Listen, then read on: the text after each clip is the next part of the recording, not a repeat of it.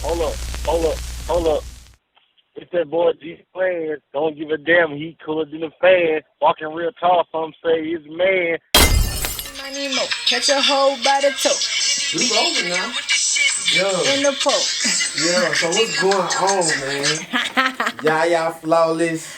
We are in Dallas, Texas. Yes. You are on Changeofplanz right now. How are you doing? How is 2020 treating you? Talk to me. 2020 is treating me great. I feel great. I'm at peace and I'm super blessed, beyond blessed. Thank God. Amen. Straight up, straight up. So let's get into it, man. How is Dallas, Texas? What's the vibe like being out here? I've been here a couple times, but normally when I'm out here, I'm running around working. So I don't really get to like have as much fun. But if it's some good food, I'm fine with that. Straight up, straight up. So now you're from Philly. Yes. Like what's Philly like for an outsider who don't know, like myself? Philly is a dope city. It's just gritty. You know what I'm saying? But that's anywhere you go. So for the most part, if you come taking a tour or whatever it is, we got some dope food spots, dope clothing spots. Like, it be popping. Mm-hmm. Some dope strip clubs, bars, after hours, it be popping. After hours be popping till 8 in the morning. 8 in the morning all day? Yes. So, like, you a rapper, right? Yes. Like, what did you do before rap? How was life like before rap? Did you work a regular job? Did you... I ain't never work a regular job. Why? Look at me. But, I don't know, like, regular job wasn't destined for me or supposed to be in my path of life because growing up in Philly, I was doing tattoos, I was doing nails, I was doing hair, you know, just hustling, making a bag growing up, and I dealt with a lot of juvenile cases and stuff. So I overcame all that, and look at me now. You doing your thing. Now, I want to ask you, like, am I saying this right? Ethnicity? Yes. Like, are you, like... My mother is Malaysian, black. My father Chinese and Cambodian. A fucking mutt. Whatever you want to call it. Yeah, this is what they made. So, like, what's y'all cultural, like, you know? It's both ways. Either you want the soul food or the Chinese food.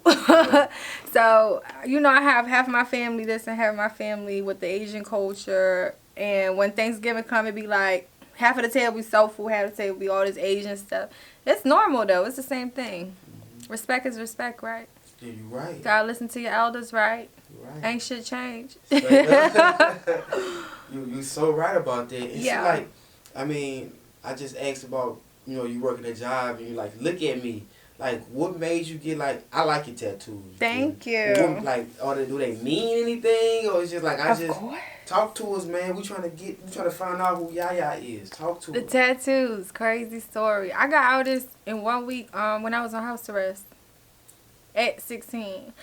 I did all this besides this tattoo and besides these 4 flowers my homeboy did. But I did most of my tattoos. Duchess from Black Ink and a couple of my homeboys, close friends.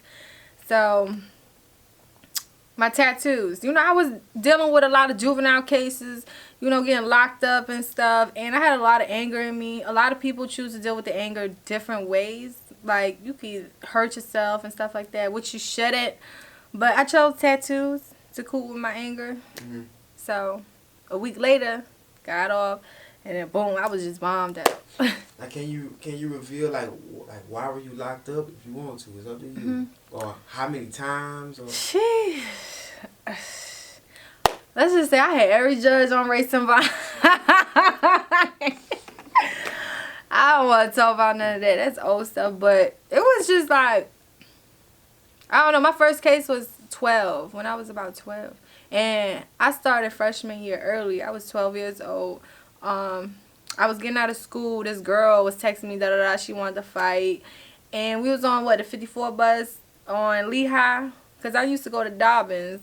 And when she was on the bus with 4 of her friends, she thought she came to swing. But when she swung, she windmilled me. So, you know, I got up and started treating her. Long story short, my friends came from the back of the bus and beat her friends up. When I got off the bus, her face was leaking and they consider her as the victim. That's when it all started. Yeah. So like for me, for the most part, it's always somebody always starting some shit, and I always had to deal with it. Mm-hmm.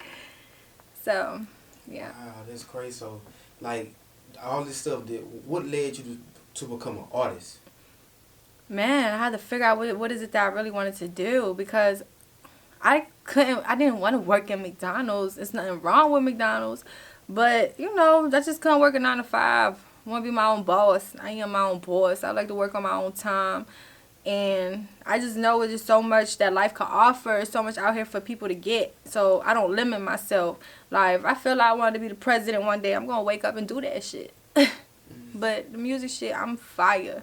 Got bars, and Lord done blessed me with all this talent. I'm putting it to use. That's it. Straight up. Now, shout out to Swag. He was playing Me Feel Your Records, and you coming.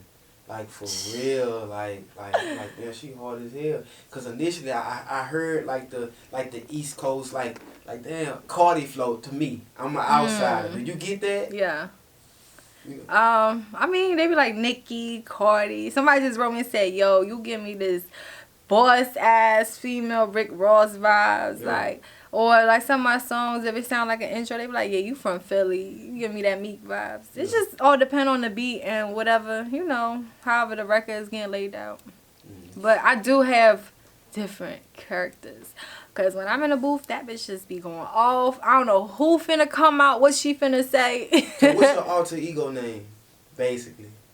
Godmom. Godmom. Why Godmom? I got a lot of god kids out here. Hi, I'm the Godmom. Yeah.